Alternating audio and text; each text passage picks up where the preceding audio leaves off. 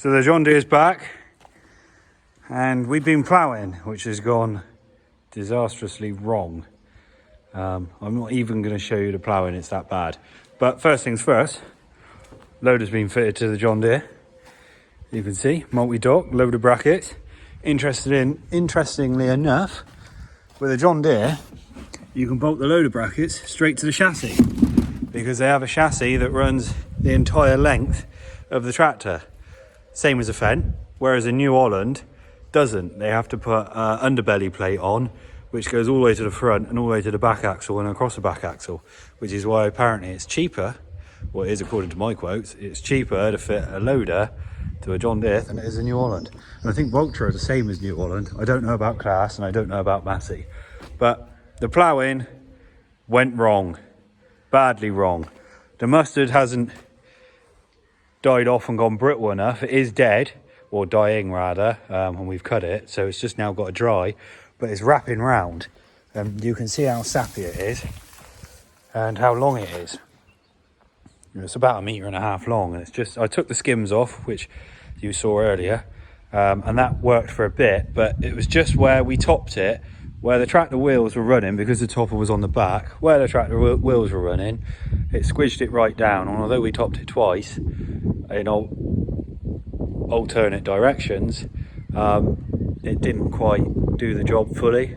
I thought a flail topper would be better, but I'll show you some footage of where they've done some grass up the road, and that's just turned out just as bad anyway. So back to the drawing board. Might put the 5 furrow fully mounted one on, do the grass, because I can't seem to plough straight with this one. We've never been able to plough straight with this plough.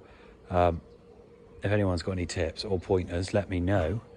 Might put the 5 furrow on, have a go Monday, plough the grass up and see where we are with the mustard. But well, we're going to have to wait for it to dry off a bit and become a lot more brittle than what it already is, so when the plough hits it, it just smashes.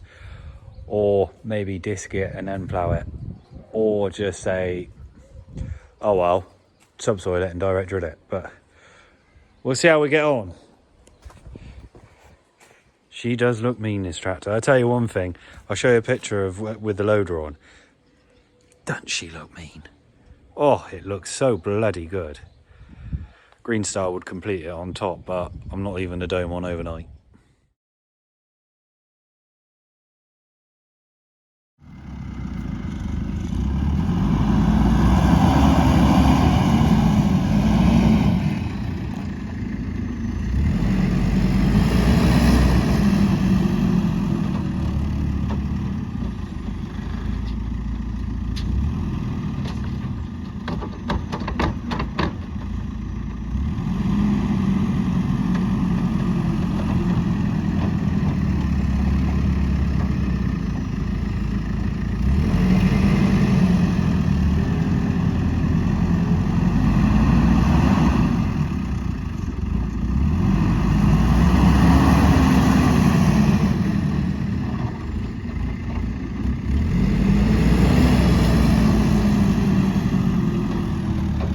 Usually takes about 8 or 9 grabs with this one.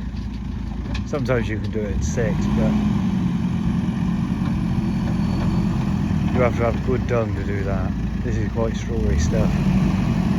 The stuff I spread earlier was well rotted, it'd been here all winter, but this stuff's only been here 2 months if that. Just about to start raining.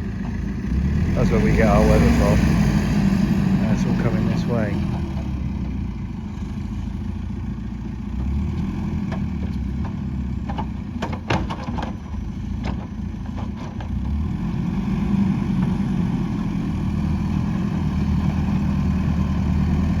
Probably got about another hour and a half left, then they'll be done.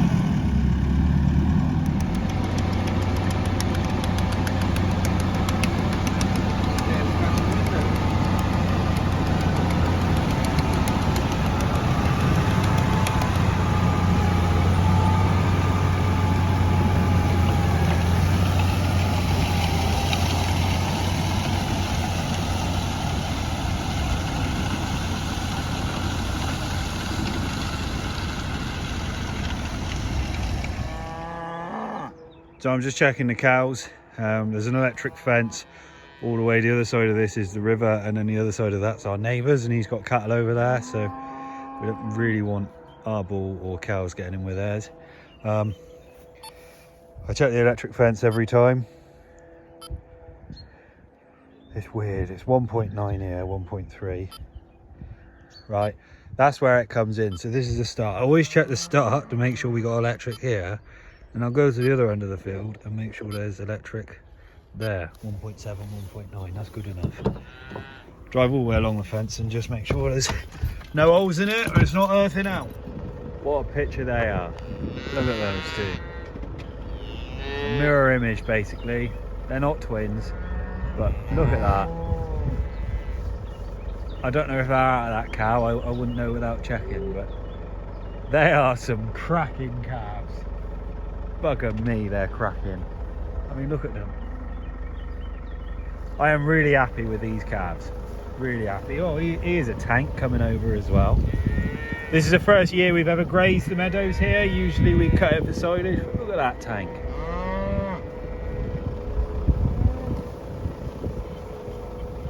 These are slightly smaller here, 267, so that's basically only just been born really. That would have been one of the last ones we tagged. Yeah, some good calves. Hello Muck. She ain't a bad cow either, mind. So yesterday Guy came over and the calves were getting awfully friendly with this tree and under the hedge here, so to save us messing around with it every single time, we did patch a bit of fencing up here. It's a bit further up, I'll show you in a bit, but we patched a bit earlier where they got through, earlier in the week, but he's just said bugger it and put an electric fence all the way down it to the footpath gate, which is actually probably the best bet, because look, that field there, the other side of that fence is where the neighbour will have a load of Angus cattle too, and we don't want our cows getting in with his. There's a ditch there, you'll see where the calves have been going in just that 24-hour period, so it wasn't going to be long. And if they have cattle the other side, they're going to want to go there even more, so probably was the best call. Wouldn't have taken him and James many minutes. I think it took them half hour or something just to roll that out. I'll test it a minute. Oh, this truck just beeps and beeps. Door open, seatbelt not on, bloody hell.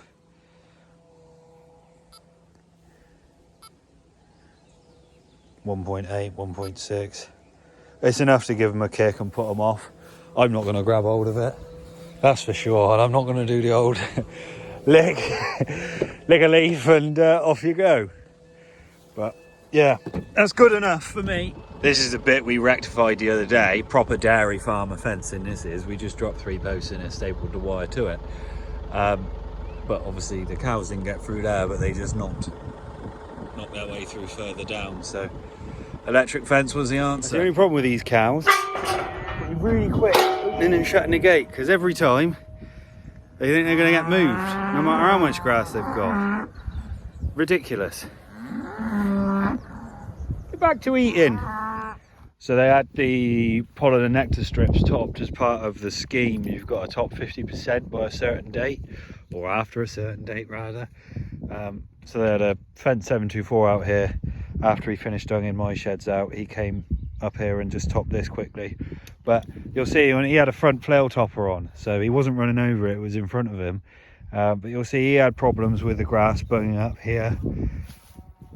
Yeah, this isn't as long or as thick as the mustard, but he's had a few problems with it bunging up, especially over on the other bit, which is a bit longer. So actually I'm starting to think maybe, no matter what topper we'd used, you'll see he could bunged up a bit more there and over there. I'm starting to think, yeah, whatever topper we used, it was always going to bung up with the mustard for the plough. So live and learn, I guess. Next year, what will we do? Will we graze the mustard? Will we not bother doing the mustard? We're not part of a scheme to do it, we just do it for good practice. Or do we do something, well, Guy suggested, why don't we do something like a forage kale if it will grow over the winter, and then quickly graze it early on in the spring, and spray it off when we spray the grass off after we silage. So I don't know, but bloody hell, look at these cows.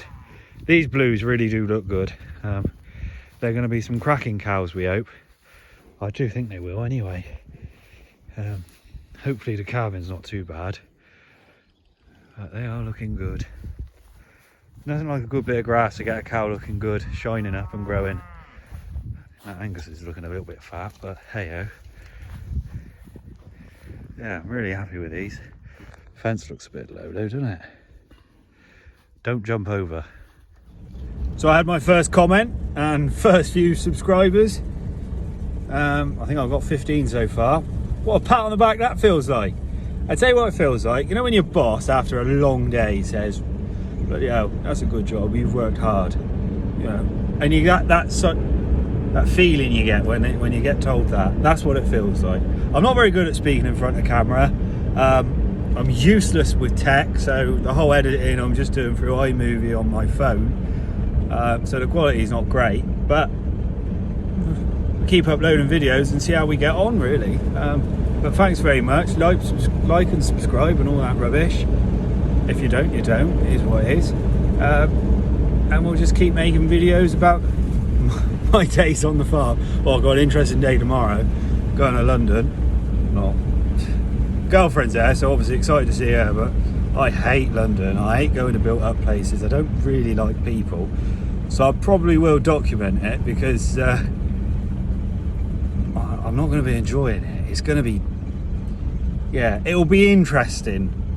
And I'm really worried about getting COVID again because the first time nearly killed me, so I don't really want it again. But anyway, I'll probably document it and I'll upload it. Well, I'm not looking forward to it. But that's what we're on tomorrow, so stay tuned, I guess. Hopefully I'm still here Monday morning or Sunday morning. What day am I coming back? I'm coming back Sunday. Hopefully I'm still here and the farming's in one piece.